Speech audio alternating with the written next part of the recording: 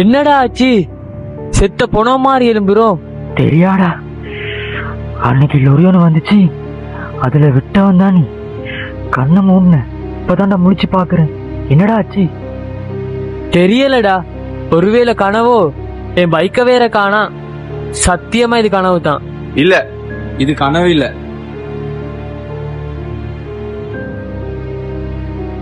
இல்ல, இது கனவு இல்ல. அன்னைக்கு நடந்த ஆக்சிடென்ட்ல நீங்க 2 பேரும் செத்து போயிட்டீங்க. என்னது? செத்துட்டோமா?